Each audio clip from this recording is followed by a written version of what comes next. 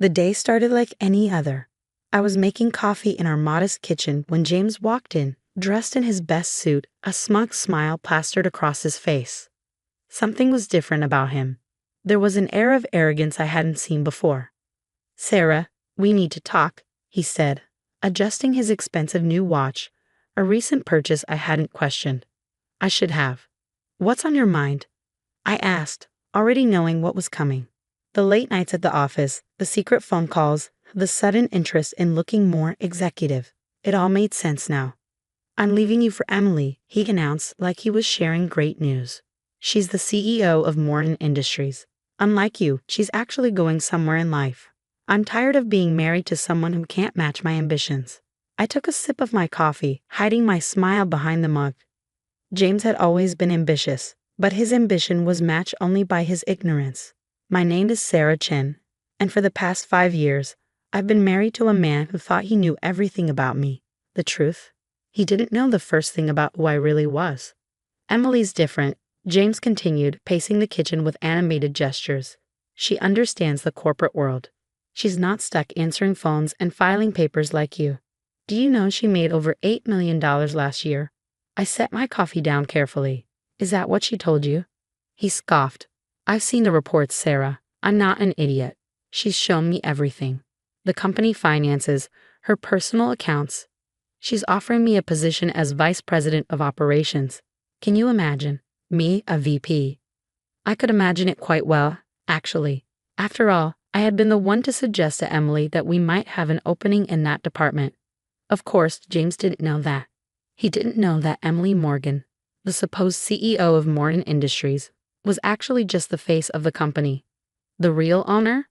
That would be me. "What about our life together?" I asked, more curious about his response than actually concerned.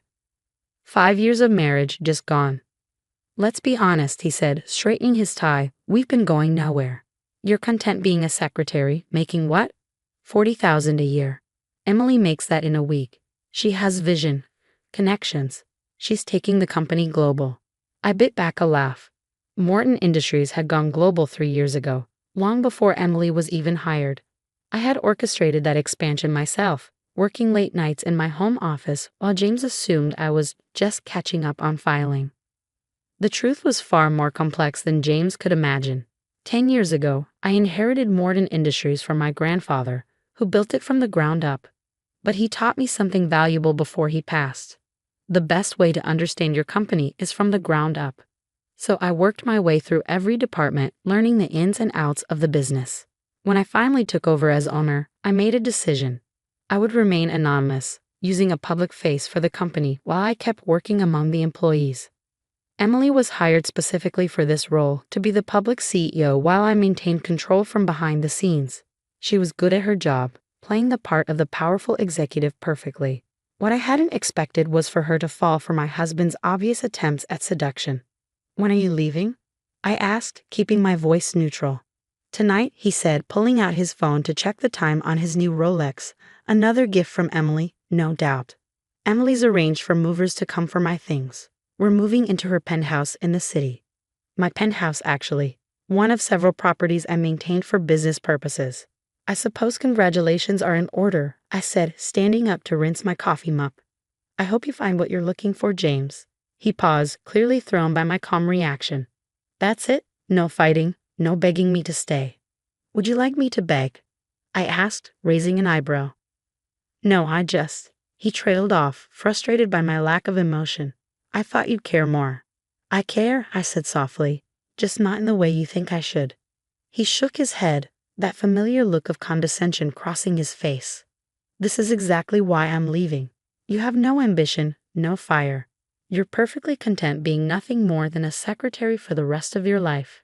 If he only knew, I had spent the last 5 years building Morton Industries into a global powerhouse, doubling our revenue and expanding into new markets, all while he thought I was just pushing papers around a desk. "You know what your problem is, Sarah?" he continued, warming to his theme. "You're afraid to take risks. Emily, she takes what she wants. She's a real businesswoman." I smiled, thinking about the meeting scheduled for tomorrow morning. "You might be surprised about what I'm capable of, James." He laughed, the sound grating on my nerves. Right. Well, I got to go. Emily's expecting me for lunch to discuss my new position. Don't worry about the divorce papers. Our lawyers will handle everything. Our lawyers. He had no idea that the prestigious law firm Emily had recommended was actually on retainer with Morton Industries with me. As he turned to leave, something made him pause. I did love you once, but people grow. They change. I need someone who can keep up with me. I understand completely, I said, walking him to the door.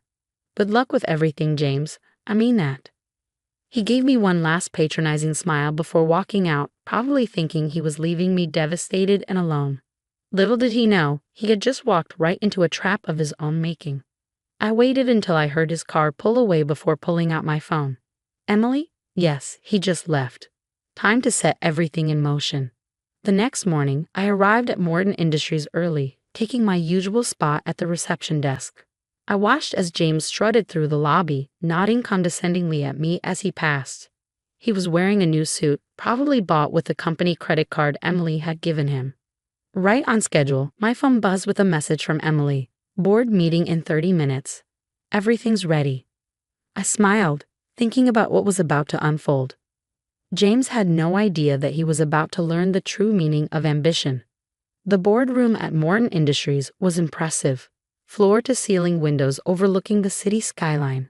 A massive mahogany table that could seat 30 and state-of-the-art presentation screens on every wall.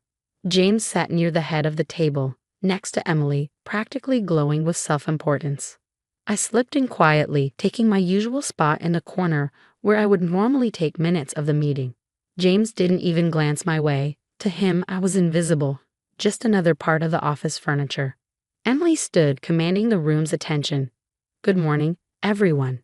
Before we begin today's regular agenda, there's an important announcement. James straightened his tie, clearly expecting his promotion to be announced. The smirk on his face made my stomach turn. As you know, Emily continued, Morton Industries has been going through some significant changes. Today, we have a special guest joining us. She paused, looking directly at me. Ms. Chen, would you like to take over? The confusion on James's face was priceless as I stood up and walked to the front of the room. He looked between Emily and me, his brow furrowed, trying to understand what was happening. Thank you, Emily, I said, my voice clear and confident.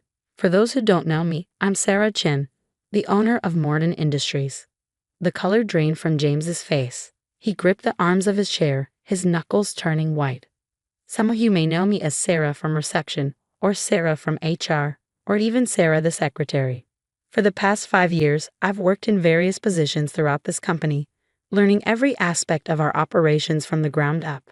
I clicked through to the next slide, showing our latest quarterly results. Under this management structure, we've seen unprecedented growth. Our global expansion has exceeded all projections, and our profit margins have doubled in the past 3 years. James was shaking his head slowly, his mouth slightly open. I could see him putting the pieces together. All those late nights I spent catching up on filing. The mysterious business trips Emily took that always seemed to coincide with major company decisions. The way employees at all levels seemed to respect and defer to me despite my supposedly lowly position. However, I continued, recent events have brought to light some concerning behaviors that need to be addressed. I clicked to the next slide, displaying a series of expense reports. In the past month, we've documented numerous instances of unauthorized use of company resources. James's eyes widened as he recognized the charges. His new suits, the Rolex, the expensive dinners he'd been enjoying with Emily. Emily Morgan has been an excellent face for Morton Industries, I said, nodding to her. She's played her role perfectly, including the recent operation to expose potential corporate espionage and fraud. Emily stood up, moving away from James. Mr. Chen here has been attempting to gain access to confidential company information through, let's say, personal means. She placed a folder on the table.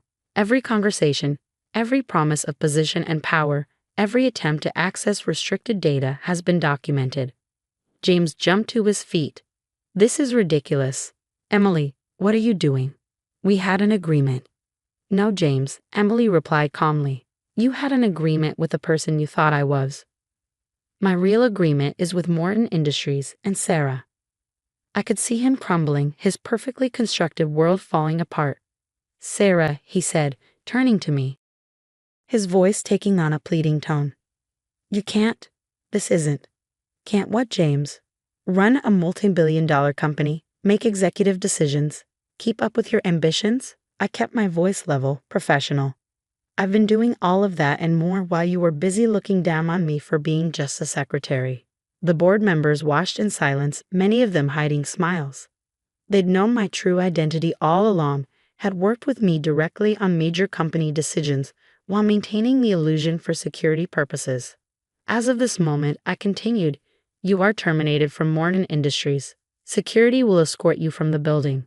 I nodded to the two guards who had entered quietly during my presentation.